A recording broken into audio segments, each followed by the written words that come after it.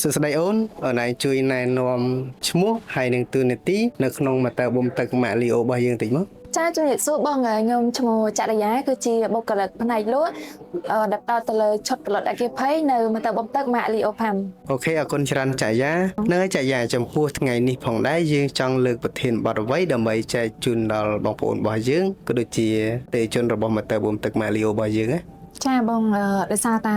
បច្ចុប្បន្ននេះគឺជារដូវក្តៅបងអញ្ចឹងគឺខ្ញុំចង់លើកពីឈុតផលិតអគ្គិភ័យដើម្បីជាចំណេះដឹងទូទៅចែករំលែកទៅដល់បងដែលគាត់កំពុងតែត្រូវការនៅឈុតផលិតអគ្គិភ័យនេះឲ្យប្រើប្រាស់ទៅត្រូវនឹងតម្រូវការរបស់គាត់បងអូខេចាក់យ៉ាងអញ្ចឹងមុននឹងយើងដាក់ឈុតផលិតអគ្គិភ័យទៅកាន់អតិថិជនណាអាហ្នឹងយើងត្រូវផ្ដោតលើចំណុចសំខាន់អ្វីខ្លះដែរចាបងជាសារៈសំខាន់ដែរបងមុននឹងយើងដាក់ឈុតផលិតអគ្គិភ័យទៅឲ្យអតិថិជនមួយគឺទីមួយគឺយើងត្រូវតែ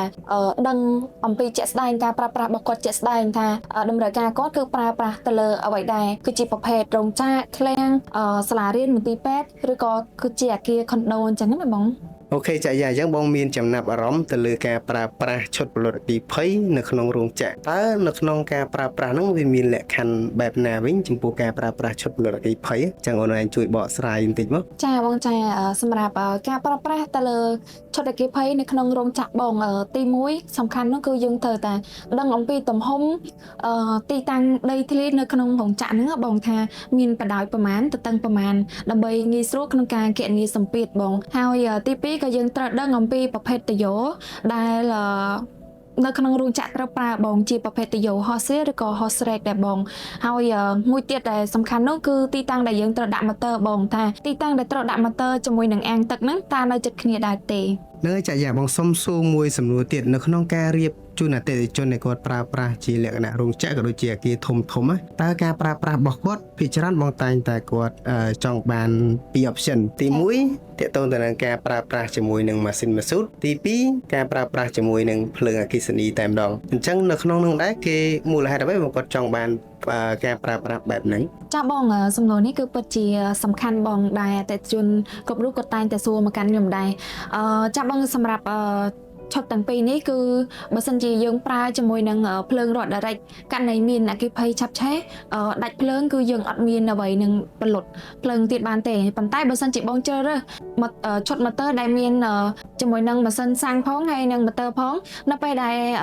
ភ្លើងរត់ដាច់ក៏យើងអាច direct ជាមួយនឹងម៉ាស៊ីនបានដែរដែលគេហៅថា diesel pump ហ៎បងអូខេអរគុណចាយាសម្រាប់ការបកស្រាយដល់ក្បោះក្បាយអញ្ចឹងបងនៅមានសំណួរបន្ថែមទៀតចុះបើសិនបើអតិថិជនជាលក្ខណៈបែបសាលារៀនឬក៏ឃ្លាំងផ្ទុកទំនិញបែបខ្នាតតូចតើចាយាគួរតែណែនាំឲ្យគាត់ប្រើប្រាស់ជាលក្ខណៈប្រភេទឈុតផលិតអគ្គិភ័យជាលក្ខណៈបែបណាវិញចាបងសម្រាប់បងដែលគាត់មានឃ្លាំងសាលារៀនឬក៏ជាលក្ខណៈផ្ទះជួលតូចៗយើងក៏មានជាឈុតផលិតអគ្គិភ័យខ្នាតតូចដែលយើងប្រើជាមួយនឹងម៉ូទ័រ2ក្នុងមួយឈុតបងហើយ